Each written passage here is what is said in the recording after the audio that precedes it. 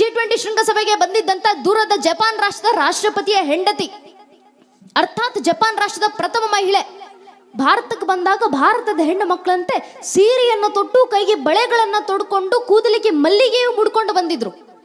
ಕೆಲವು ದಿನಗಳ ಹಿಂದೆ ನಡೆದಂತ ಘಟನೆ. ಅದನ್ನ ನೋಡಿ ಭಾರತೀಯರಿಗೆ ಆಶ್ಚರ್ಯ ಆಯ್ತು.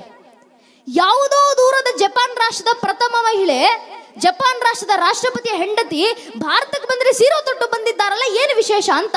ಆಗ ಆ ಜಪಾನ್ ರಾಷ್ಟ್ರದ ಪ್ರಥಮ ಮಹಿಳೆ ಪತ್ರಕರ್ತರ ಮುಂದೆ ಹೇಳಿಕೆಯನ್ನ ಕೊಡುತ್ತಾರೆ. ಇಡೀ ಜಗತ್ತಿನ, ಇದನ್ನ ನಾನು ಹೇಳ್ತಾ ಇರೋದಲ್ಲ, ಜಪಾನ್ ರಾಷ್ಟ್ರದ ಪ್ರಥಮ ಮಹಿಳೆ ಹೇಳ್ತಾರೆ, ಇಡೀ ಜಗತ್ತಿನ ಸಮಸ್ತ ಮನುಕುಲದ ಪೂರ್ವಿಕರು ಅಂತ ಯಾರಾದ್ರೂ ಇದ್ರೆ ಅದು ಪ್ರಭು ಶ್ರೀರಾಮಚಂದ್ರರು ಮಾತ್ರ. ಅವರುಟ್ಟಿರುವಂತ ಭಾರತೀಯ ಪರಂಪರೆಗೆ ಗೌರವ ನೀಡಲಿಕ್ಕೆ ನಾನೂ ಸೀರೆ ತೊಟ್ಟು ಬಂದೆ ಅಂತ ಜಪಾನ್ ರಾಷ್ಟ್ರದ ಪ್ರಥಮ ಮಹಿಳೆ ಹೇಳ್ತಾರೆ. ಅಂದ್ರೆ ಹಿಂದುತ್ವದ ಜಾಗೃತಿ ನೋಡಿ ಜಗತ್ತಿನಾದ್ಯಂತ.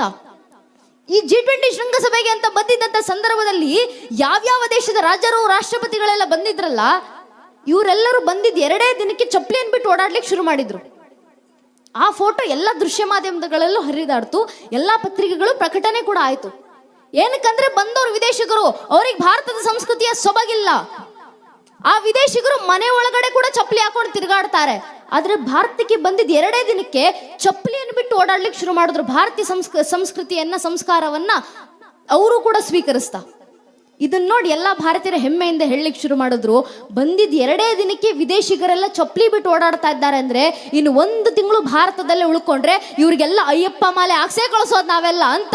ಅಷ್ಟರ ಮಟ್ಟಿಗೆ ಪ್ರತಿಯೊಬ್ಬರಲ್ಲೂ ಹಿಂದುತ್ವವನ್ನು ತುಂಬಿಸುವಂತ ಕೆಲಸ ಇವತ್ತಿನ ದಿನ ಹಿಂದೂ ಸಮಾಜ ಮಾಡ್ತಾ ಇದೆ. ಮತ್ತೆ ಹಿಂದೂ ಧರ್ಮವನ್ನು ಸ್ವೀಕರಿಸ್ತಾ ಇರೋರು ಎಂಥವ್ರು? ಸಾಮಾನ್ಯರಲ್ಲ. ದೂರದ ಇಂಡೋನೇಷ್ಯಾದ ಯುವರಾಣಿ, ಇಡೀ ಜಗತ್ತಿನಲ್ಲಿ ಅತ್ಯಂತ ಹೆಚ್ಚು ಮುಸಲ್ಮಾನರು ಬಹುಸಂಖ್ಯಾತರಿರುವಂತ ದೇಶಗಳಲ್ಲೊಂದು ಇಂಡೋನೇಷ್ಯಾದ ದೇಶ. ಅಂಥ ಮುಸಲ್ಮಾನರು ಬಹುಸಂಖ್ಯಾತರಿರುವಂತ ಇಂಡೋನೇಷ್ಯಾ ದೇಶದ ಯುವರಾಣಿ ಸುಕಾರ್ಣೋ ಪುತ್ರಿ ಅಂತ ಆಕೆ ಹೆಸರು. ಆ ಹೆಣ್ಣುಮಗಳು ಹೇಳಿಕೆ ಕೊಡ್ತಾರೆ, ಇಡೀ ಜಗತ್ತಿನ 100 ಮತಪಂಥಗಳ ಮಾತೃ ಧರ್ಮ ಅಂತ ಯಾವ್ದಾದ್ರು ಇದ್ರೆ ಅದು ಸನಾತನ ಹಿಂದೂ ಧರ್ಮ ಮಾತ್ರ. ಆ ಧರ್ಮವನ್ನು ನಾನು ಸ್ವೀಕರಿಸ್ತೀನಿ ಅಂತ ತನ್ನೊಂದಿಗೆ ಬರೋಬ್ಬರಿ 2,000 ಜನ ಹಿಂಬಾಲಕರನ್ನ ಕರ್ಕೊಬಂದು ತನ್ನ ಮತವನ್ನು ತ್ಯಜಿಸಿ ಹಿಂದೂ ಧರ್ಮವನ್ನು ಸ್ವೀಕರಿಸಿ ಗರ್ವಾಪ್ಸಿ ಆಗುವಂತ ಕೆಲಸ ಇಂಡೋನೇಷ್ಯಾದ ಯುವರಾಣಿ ಮಾಡಿದ್ರು. ಜಗತ್ತಿನ ಮೂಲೆ ಮೂಲೆಗೆ ಹೋದ್ರೆ ಅಲ್ಲಿನ ವಿದೇಶಿಗರು ಹರೇ ರಾಮ ಹರೇ ಕೃಷ್ಣ ಅನ್ಕೊಂಡು ಹಿಂದೂ ದೇವರುಗಳನ್ನು ಆರಾಧಿಸ್ತಾರೆ. ಹಿಂದೂ ಸಮಾಜವನ್ನು ಒಪ್ಪಿಕೊಂಡು ಬರ್ತಾ ಇದ್ದಾರೆ. ನಾವು ಸನಾತನ ಧರ್ಮವನ್ನು ಸ್ವೀಕರಿಸ್ತೀವಿ ಅಂತ ಹಿಂದೂಗಳಾಗಿ ಪರಿವರ್ತನೆ ಆಗ್ತಾ ಇದ್ದಾರೆ. ಆದ್ರೆ ದುರಾದೃಷ್ಟವಶಾತ್ ಇಷ್ಟೆಲ್ಲ ಬದಲಾವಣೆ ಜಗತ್ತಿನಾದ್ಯಂತ ಆಗ್ತಾ ಇದೆ.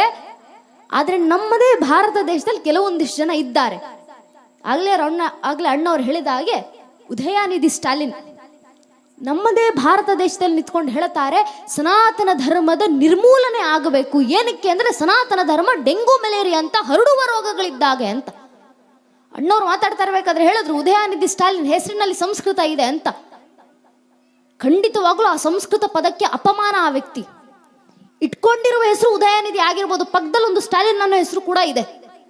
ಯಾವ ಮತವನ್ನು ಸ್ವೀಕರಿಸಿದ್ದಾರೆ ಅಂತ ಅವ್ರಿಗೂ ಗೊತ್ತಿಲ್ಲ. ಈ ಉದಯನಿಧಿ ಸ್ಟಾಲಿನ್ ಹೇಳಿಕೆ ಕೊಡ್ತಾರೆ ಸನಾತನ ಧರ್ಮದ ನಿರ್ಮೂಲನೆ ಆಗಬೇಕು ಅಂತ. ಈ ಉದಯನಿಧಿ ಸ್ಟಾಲಿನ್ ಅವರಿಗೆ ಇವತ್ತು ಹಿಂದೂ ಸಮಾಜ ಪ್ರತ್ಯುತ್ತರ ಕೊಡಬೇಕಾಗಿದೆ. ಸ್ವಾಮಿ ಮಿಸ್ಟರ್ ಸ್ಟಾಲಿನ್, ಸನಾತನ ಧರ್ಮದ ನಾಶ ಅಷ್ಟು ಸುಲಭ ಅಲ್ಲ.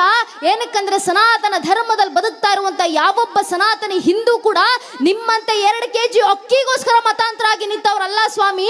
ಇವತ್ತು ಸನಾತನ ಧರ್ಮದಲ್ಲಿ ಬದುಕ್ತಾ ಇರುವಂತ ಹಿಂದೂಗಳು ಯಾರು ಅಂತ ಕೇಳಿದ್ರೆ, ನಮ್ಮ ಮೇಲಾದಂತ 1000 ವರ್ಷದ ದಾಳಿಯ ನಂತರವೂ, 100 ಜನಾಂಗದ ಆಕ್ರಮಣಗಳ ನಂತರವೂ, ಅಸಂಖ್ಯ ಕಷ್ಟ ನಷ್ಟಗಳ ನಡುವೆಯೂ ಇವತ್ತಿಗೂ ತಲೆ ಎತ್ತಿ ತನುವೆತ್ತಿ ಮೃತ್ಯುವನ್ನು ಮಣಿಸಿ ನಿಂತಿರುವಂತ ಮೃತ್ಯುಂಜಯ ಸನಾತನ ಹಿಂದೂ ಧರ್ಮದ ಕ್ಷತ್ರಿಯ ಪರಂಪರೆ ಸಂಖ್ಯಾತ ಒಬ್ಬೊಬ್ಬ ಹಿಂದೂ. ಈ ಧರ್ಮದ ನಾಶ ಅಷ್ಟು ಸುಲಭ ಅಲ್ಲ. ಇದೇ ಧರ್ಮದ ನಾಶ ಮಾಡಬೇಕು ಅಂತ ಹೇಳ್ತಿರೋರು ಇವ್ರು ಒಬ್ರಿಬ್ರಲ್ಲ. 1000 ವರ್ಷ ದಾಳಿ ಆಯ್ತು ನಮ್ಮ ಮೇಲೆ, ನಮ್ಮ ಧರ್ಮದ ನಾಶ ಮಾಡ್ಲಿಕ್ಕೆ. ಬರೋಬ್ಬರಿ 1,000ಕ್ಕೂ ಹೆಚ್ಚು ವರ್ಷಗಳ ಕಾಲ ನಮ್ಮ ಮೇಲೆ ದಾಳಿ ಆಯ್ತಲ್ಲ. ಈ 1,000ಕ್ಕೂ ಹೆಚ್ಚು ವರ್ಷ ಏನು ಮಹಾ ಅಂತ ನಾವು ಅಂದುಕೊಂಡ್ರೆ ಒಮ್ಮೆ ಇತಿಹಾಸದ ಪುಟಗಳನ್ನು ತಿರುವು ಹಾಕಿ ನೋಡಿದಾಗ ನಮ್ಗೆ ಅರ್ಥ ಆಗುತ್ತೆ. ಇದೇ ಜಗತ್ನಲ್ಲಿ ಒಂದು ಜನಾಂಗ ಇತ್ತು, ಈಜಿಪ್ಷಿಯನ್ ಜನಾಂಗ ಅಂತ ಅದ್ರ ಹೆಸರು. ನಮ್ಮ ಮಕ್ಕಳಿಗೆ ಪಠ್ಯ ಪುಸ್ತಕದಲ್ಲಿ ಈಜಿಪ್ಟ್ ಪಿರಮಿಡ್ಗಳ ಬಗ್ಗೆ ಹೇಳ್ಕೊಡ್ತಾರಲ್ಲ, ಅದೇ ಈಜಿಪ್ಷಿಯನ್ ಜನಾಂಗ. ಕೇವಲ 21 ವರ್ಷಗಳ ಕಾಲ ಒಂದು ಪರಕೀಯರ ದೇಶ ಈಜಿಪ್ಷಿಯನ್ ಜನಾಂಗದ ಮೇಲೆ ದಾಳಿ ಮಾಡ್ತು. ಪರಿಣಾಮ ಇಡೀ ಈಜಿಪ್ಷಿಯನ್ ಜನಾಂಗ ಮಣ್ಣಲ್ಲಿ ಮಣ್ಣಾಗಿ ಹೋಯ್ತು. ಟರ್ಕಿ ಕೇವಲ 14 ವರ್ಷದಲ್ಲಿ ಒಂದೇ ಒಂದು ದಾಳಿಗೆ ಇಡೀ ಟರ್ಕಿ ರಾಷ್ಟ್ರದಲ್ಲಿದ್ದಂಥ ಮೂಲ ಜನಾಂಗ ನಶಿಸಿ ಹೋಯಿತು. ಇರಾನ್ ಕೇವಲ 10 ವರ್ಷದಲ್ಲಿ ಒಂದೇ ಒಂದು ದಾಳಿಗೆ ಇಡೀ ಇರಾನ್ ರಾಷ್ಟ್ರದಲ್ಲಿದ್ದಂಥ ಮೂಲ ಜನಾಂಗ ನಶಿಸಿ ಹೋಯಿತು. ಯುರೋಪ್ ಕೇವಲ 48-49 ವರ್ಷಗಳಲ್ಲಿ ಒಂದೇ ಒಂದು ದಾಳಿಗೆ ಸಮಸ್ತ ಯುರೋಪ್ ಖಂಡದಲ್ಲಿದ್ದಂಥ 44 ರಾಷ್ಟ್ರದಲ್ಲಿದ್ದಂಥ ಮೂಲ ಜನಾಂಗ ಇತಿಹಾಸದ ಪುಟಗಳಿಂದ ಅಳಿಸಿ ಹೋಯಿತು. ಪ್ರಾಚೀನ ಅಂತ ಕರೆಸ್ಕೊಂಡಂತ 35 ಜನಾಂಗಗಳಿದ್ವು ಈ ಜಗತ್ನಲ್ಲಿ. ಎಲ್ಲೋದ್ವು ಆ ಜನಾಂಗಗಳು? ಒಮ್ಮೆ ಯೋಚಿಸಿ ನೋಡಿ.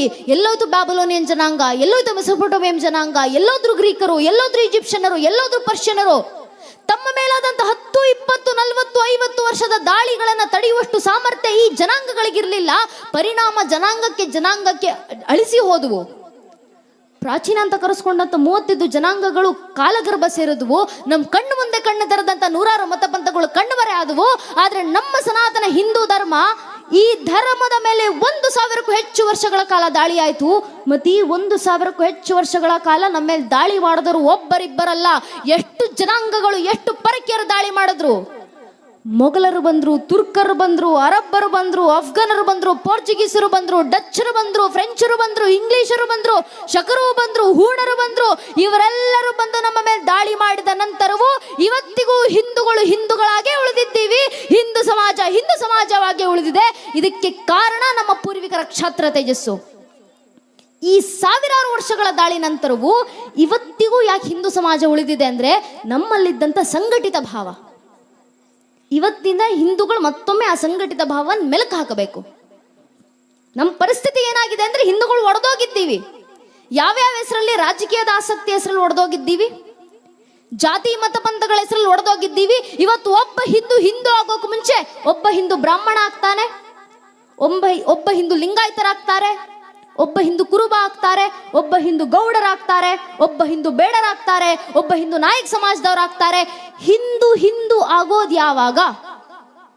ಈಗಿನ ಸಂದರ್ಭದಲ್ಲಿ ಹಿಂದೂಗಳು ಯೋಚನೆ ಮಾಡಬೇಕು, ನೆನಪಿನಲ್ಲಿ ಇಟ್ಕೊಳ್ಬೇಕು. ನಮ್ಮ ಜಾತಿ ಪ್ರೇಮ ಎಷ್ಟೇ ದೊಡ್ಡದಿರಲಿ ಸ್ವಾಮಿ, ನಮ್ಮ ಜಾತಿ ನಮ್ಮನೆ ದೇವ್ರ ಕೋಣೆ ಒಳಗೆ ಸೀಮಿತ ಆಗ್ಲಿ.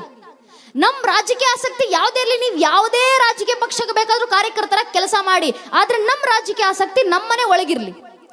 ಪ್ರತಿಯೊಬ್ಬ ಹಿಂದೂ ತನ್ನ ಮನೆ ದೇವ್ರ ಕೋಣೆಯನ್ನು ಬಿಟ್ಟು ಮನೆ ಹೊಸದಾಟ್ ಹೊರಗೆ ಬರಬೇಕಾದ್ರೆ ಜಾತಿ, ಉಪಜಾತಿ, ಕುಲ, ಗೋತ್ರ, ಪಂಗಡ, ಮತ, ಪಂಥ, ರಾಜಕೀಯ ಆಸಕ್ತಿ ಎಲ್ಲವನ್ನೂ ಮರೆತು ಹೆಗಲ ಮೇಲೆ ಒಂದು ಕೇಸರಿ ಶಾಲು, ಹಣೆ ಮೇಲೆ ಕೇಸರಿ ತಿಲಕ ಇಟ್ಕೊಂಡು ನಾವೆಲ್ಲ ಹಿಂದೂ, ನಾವೆಲ್ಲ ಒಂದು ಅನ್ನೋ ಭಾವನೆಯಲ್ಲಿ ಮನೆ ಬಿಟ್ಟಾಗ ಮಾತ್ರ ಧರ್ಮ ಜಾಗೃತಿ ಆಗೋದು, ಧರ್ಮ ರಕ್ಷಣೆ ಆಗೋದು, ದೇಶ ಕಟ್ಟುವ ಕೆಲಸ ಆಗೋದು. ಇವತ್ತಿನ ದಿನ ಸಮಸ್ತ ಹಿಂದೂ ಸಮಾಜ ಮಾಡಬೇಕಾಗಿರುವ ಕೆಲಸ ಅದು. ಜಾತಿ ಪ್ರೇಮವನ್ನ ಮೀರಿ ಧರ್ಮ ಕಟ್ಟುವ ಕೆಲಸ, ರಾಜಕೀಯ ಆಸಕ್ತಿಗಳನ್ನ ಮರೆತು ಧರ್ಮ ಮತ್ತು ದೇಶ ಕಟ್ಟುವಂತ ಕೆಲಸ. ಎಷ್ಟರ ಮಟ್ಟಿಗೆ ಈ ಸಂಘಟಿತ ಭಾವ ಹಿಂದೂಗಳು ಎಷ್ಟರ ಮಟ್ಟಿಗೆ ಬೆಳಿಬೇಕು ಅಂದ್ರೆ, ಮೊನ್ನೆ ಬೆಂಗಳೂರಿನಲ್ಲಿ ಒಂದು ಸಣ್ಣ ಆಕ್ಸಿಡೆಂಟ್ ನಡೀತು. ಬೆಂಗಳೂರಿನಲ್ಲಿ ಟ್ರಾಫಿಕ್ ನಲ್ಲಿ ಸಣ್ಣ ಪುಟ್ಟ ಆಕ್ಸಿಡೆಂಟ್ಗಳು ನಡೀತವೆ. ಒಬ್ಬ ಕಾರಿನ ಮಾಲೀಕ ಕಾರ್ ಓಡಿಸ್ಕೊ ಬರ್ತಾ ಇದ್ರೆ ಒಬ್ಬ ಬೈಕ್ ಸವಾರ ಬಂದು ಕಾರಿಗೆ ಟಚ್ ಮಾಡಿದ್ರು. ಕಾರಿಗೆ ಡೆಂಟ್ ಆಯ್ತು. ತಕ್ಷಣ ಕಾರಿನ ಮಾಲೀಕ ಕೆಳಗಿಳಿದ್ರು. ಆಗಿರೋ ಡೆಂಟ್ ನೋಡಿದ್ರು, ಎದುರುಗಡೆ ನಿಂತಿದ್ದಂತ ಬೈಕ್ ಸವಾರನ ನೋಡಿದ್ರು. ತುಂಬೋದು ಬೈಕ್ ಶುರು ಮಾಡಿದ್ರು. ಬುದ್ಧಿ ಇಲ್ವೇನಯ್ಯ ನಿನಗೆ, ಗಾಡಿ ಓಡ್ಸಕ್ ಬರಲ್ಲ ಅಂದ್ರೆ ಏನಕ್ಕೆ ರೋಡಿಗೆ ಗಾಡಿ ತರ್ತೀರ ಅಂತ ತುಂಬೋದು ಬೈದ್ರು. ಎಲ್ಲಾ ಬೈದಿದ ನಂತರ ಕೊನೆಗೆ ಕಾರಿನ ಮಾಲೀಕ ಎದುರುಗಡೆ ಇದ್ದಂತ ಬೈಕ್ ಸವಾರನಿಗೆ ಒಂದೇ ಒಂದು ಮಾತು ಹೇಳಿದ್ದು. ಆ ಕಾರಿನ ಮಾಲೀಕರು ಹೇಳ್ತಾರೆ, ನೋಡು, ಬೈಕ್ ಸವಾರನಿಗೆ ಹೇಳ್ತಾರೆ, ನೋಡು, ನಿನ್ ಜಾಗದಲ್ಲಿ ಬೇರೆ ಯಾರೇ ಇದ್ದಿದ್ರು ಬೈದಿದ ಮಾತ್ರ ಅಲ್ಲ, ಆಗಿರೋ ಡೆಂಟಿನ್ ರಿಪೇರಿಗೆ ದುಡ್ಡು ಕಟ್ಟಿಸ್ಕೊಂಡು ಕಳಿಸ್ತಾ ಇದ್ದೆ. ಆದ್ರೆ ನಿನ್ನ ಹಣೆನಲ್ಲಿ ಕುಂಕುಮ ನೋಡ್ದೆ, ನೀನೊಬ್ಬ ಹಿಂದೂ ಅಂತ ಸುಮ್ಮನೆ ಬಿಟ್ಟಿದ್ದೀನಿ, ಹೋಗು ಅಂತ ಹೇಳ ಕಳಿಸಿದ್ರು. ಒಬ್ಬ ಹಿಂದುವಿಗೆ ಇನ್ನೊಬ್ಬ ಹಿಂದುವನ್ನ ನೋಡಿದ ಕೂಡಲೇ ಬರಬೇಕಾದಂತ ಭಾವನೆ ಅಂತದ್ದು. ಈ ಸಂಘಟಿತ ಭಾವ ಯಾವತ್ತು 100 ಕೋಟಿ ಹಿಂದೂಗಳಲ್ಲಿ ಬರುತ್ತಲ್ಲ, ಅವತ್ತಿನ ದಿನ ಭಾರತದಲ್ಲಿ ಹಿಂದುತ್ವ ಜಾಗೃತಿ ಆಗುತ್ತೆ. ಇವತ್ತು ಹಿಂದುತ್ವ ಜಾಗೃತಿ ಆಗಬೇಕು. ಆದ್ರೆ ನಮ್ಮ ಸಮಸ್ಯೆ ಏನಾಗಿದೆ ಅಂದ್ರೆ, ನಮ್ಮಲ್ಲೇ ಹಿಂದೂಗಳು ಒಂದಿಷ್ಟು ಜನ ಇದ್ದಾರೆ. ಆಗಲೇ ಅಣ್ಣವ್ರು ಹೇಳಿದ್ರಲ್ಲ, ಸಾವರ್ಕರ್ ಅವ್ರು ಹೇಳಿದಂತ ಮಾತನ್ನು ಉಲ್ಲೇಖ ಮಾಡಿದ್ರು. I do not fear A Muslim, neither do I fear A Christian, I fear those Hindus who are against Hindutva ಅಂತ ಸಾವರ್ಕರ್ ಹೇಳಿದ ಮಾತು. ನಮಗೆ ಮುಸಲ್ಮಾನರಂದ್ರೆ ಭಯ ಇಲ್ಲ, ನಮಗೆ ಕ್ರಿಶ್ಚಿಯನರಂದ್ರೆ ಭಯ ಇಲ್ಲ.